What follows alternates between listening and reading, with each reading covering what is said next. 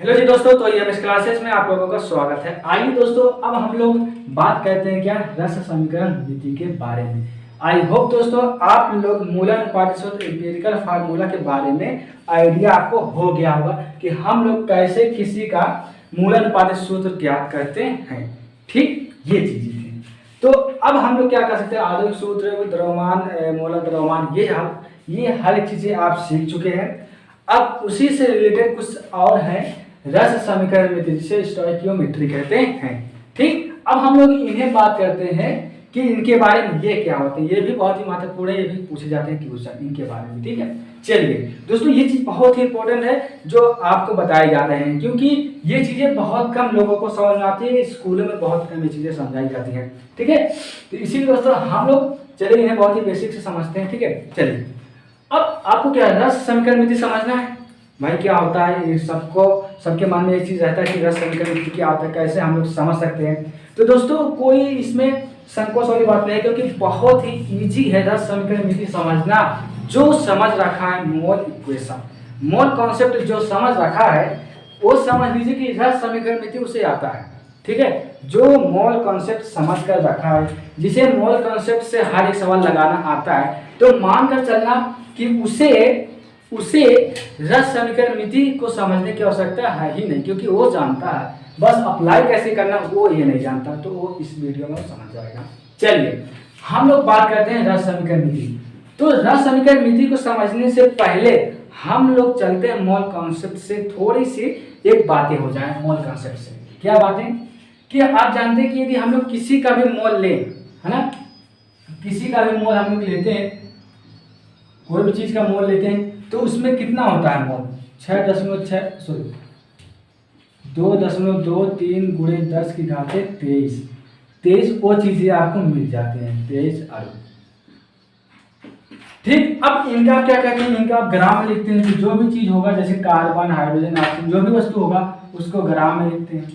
अब एनटीपी पर आप जानते हैं कितना था, 22.4 मीटर। ये क्या है, एनटीपी। ठीक, आप जानते हैं क्या था, नेचुरल टेम्परेचर प्रेशर। ये ठीक, ये चीज है, ये चीज आप जानते हैं लिखना। जो बंदा ये चीज जानता है तो समझ लेना वो हर एक चीज जानता है। ठीक है, समझना क्या है।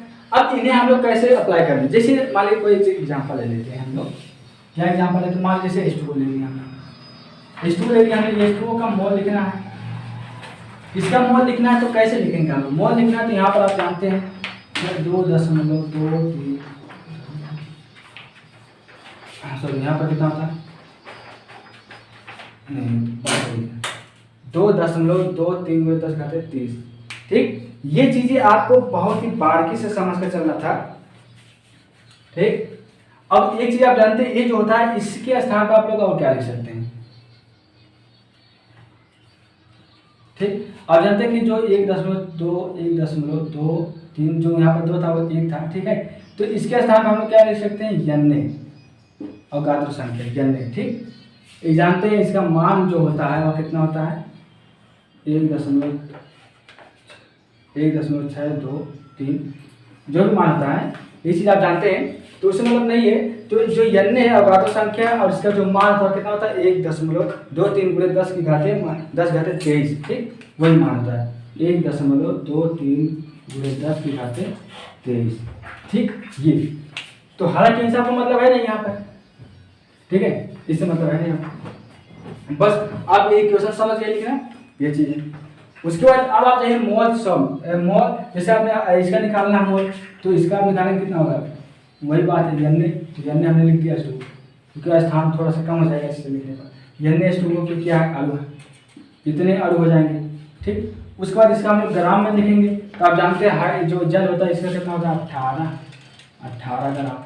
इसका हम लिखना चाहेंगे क्या, 22.4 मीटर। ठीक, ये है। तो ये क्या था, अभी तक आपने समझा मोल इक्वेशन। अब बताइए आपको क्या यहाँ पर कोई समस्या।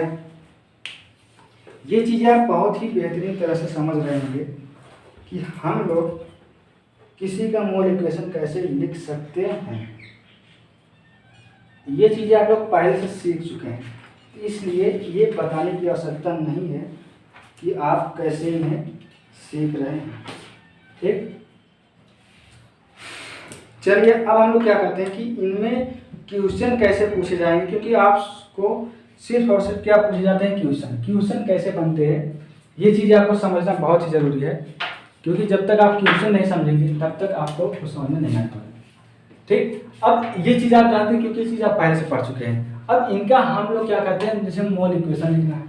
अब इनका मोल इक्वेशन आप जान चुके हैं। अब इनका रस समीकरण विधि कैसे लिखते हैं, देखिए रस समीकरण विधि लिखने के लिए आपको आता है एग्जाम में। जैसे मान लीजिए लिखना आपको H2O2 का, उसके बाद इसका क्या रिएक्शन होगा, H2O। ठीक, ये बात आप जानते हैं। अब हम लोग क्या कहते हैं कि ये चीज इस तरह दिया रहेगा, फिर इसका कहेगा कि आप इसका रस समीकरण विधि लिखिए। तो अब इसका रस समीकरण विधि आप कैसे लिखेंगे, तो जो भी लिखना है आपको वो चीज कैसे लिखते हैं। ठीक, तो देखिए अब जब भी रस समीकरण विधि आपको लिखना हो तो उसमें आपको सबसे पहले क्या करना पड़ेगा, उसमें आपको सबसे पहले करना पड़ेगा इनका इक्वेशन जो है इन्हें बैलेंस करना पड़ेगा। जब भी आप रस समीकरण विधि करेंगे तो उनका आपको क्या बैलेंस करना पड़ेगा वो समीकरण। तो आप देखिए क्या इस समीकरण बैलेंस है, ठीक तो नहीं है क्योंकि ऑप्शन यहाँ पर 2 है, यहाँ पर 1 है। ये चीज़ आप जानते हैं, आपको कक्षा 10 में ये चीज़ें सिखाई गई हैं कि कैसे हम लोग किसी भी इक्वेशन को बैलेंस कर सकते हैं। तो सबसे पहले आपको बैलेंस करना आना चाहिए। ठीक, तो इसी पर आधारित हम लोग चलते हैं। ठीक, अब देखिए अब हाइड्रोजन है, हाइड्रोजन का लिखना क्या, मोल इक्वेशन। ठीक, अब मोल इक्वेशन तो सेम उसी का ये चीज डाले, क्योंकि यहाँ पर हाइड्रोजन कितने हैं, 2 है, तो यहाँ पर कितना 2 मोल क्या हो जाएगा H2। ठीक, सेम वही चीज है, बस है क्या यहाँ पर मोल H2O है, क्योंकि यहाँ पर कितना था 2 था, तो यहाँ पर 2 मोल।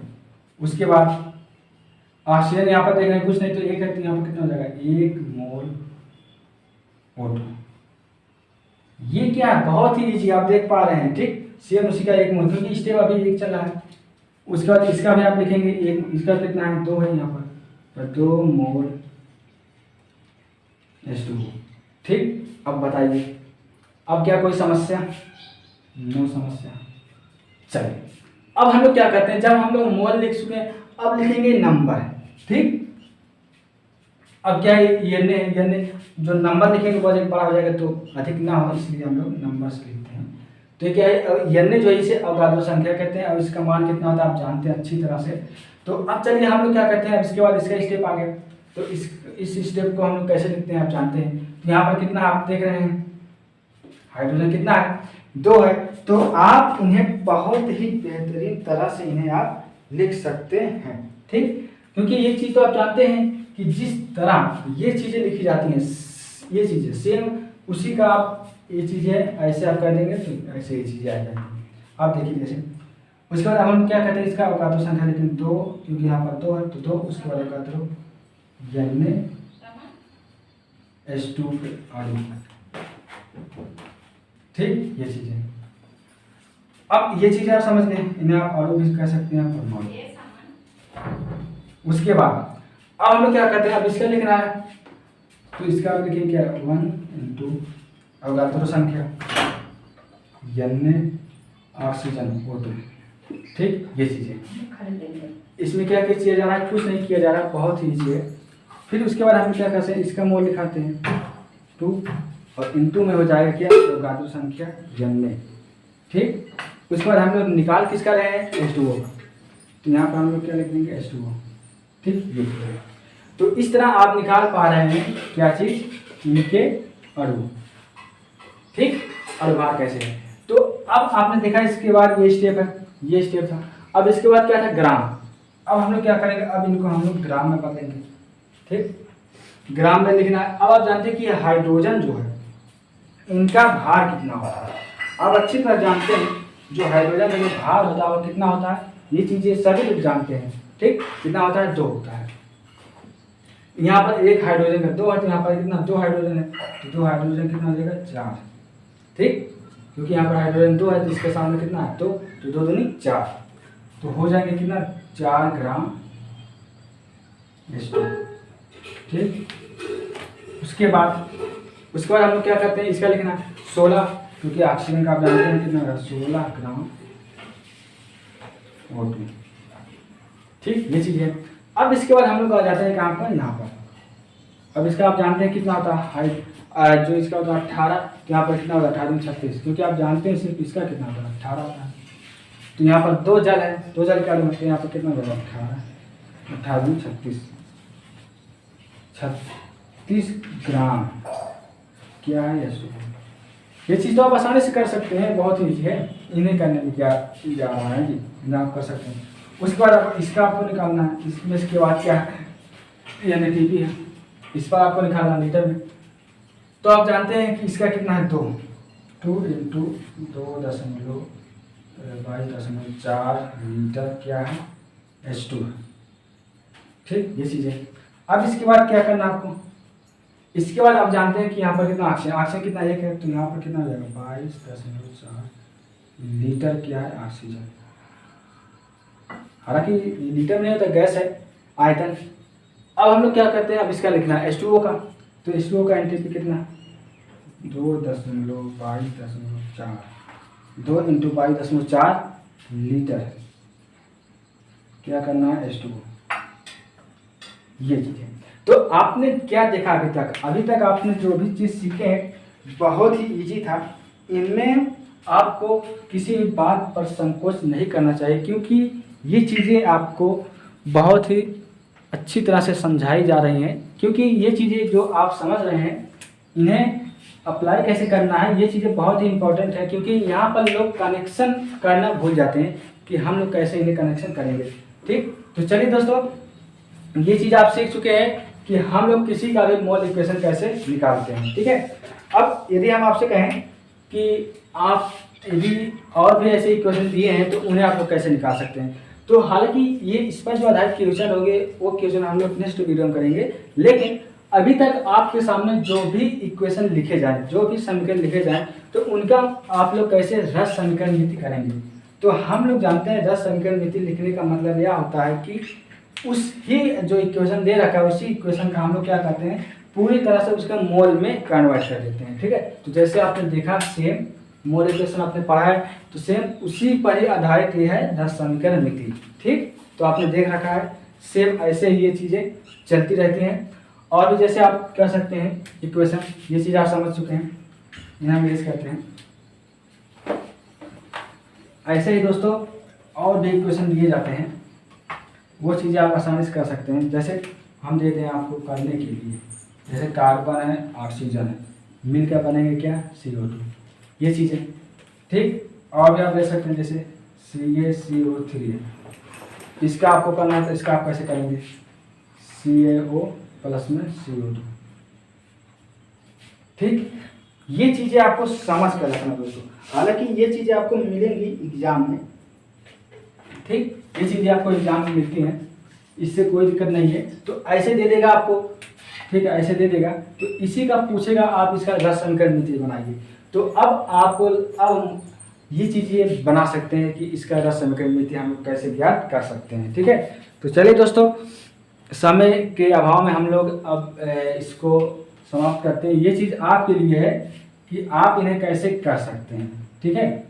ये चीज़ें आपके लिए है कि आप इन्हें इनका मोल इक्वेशन लिखेंगे, ठीक है। इन्हें लिख करके आपको समझना पड़ेगा, ठीक। जो बंदा ये कर लेगा समझ लीजिए कि वो इस रस समीकरण नीति जो इसका वो मास्टर बन जाएगा, ठीक है। क्योंकि ये चीज़ें बहुत ईजी हैं, तो ये चीज़ें आप समझना ईजी हो जाएगा, ठीक है। चलिए दोस्तों, अब हम लोग मिलेंगे इसी पर आधारित कुछ क्वेश्चन करेंगे, ठीक। तो दोस्तों अब हम लोग मिलेंगे नेक्स्ट वीडियो और नए कंटेंट के साथ, तब तक के लिए जय।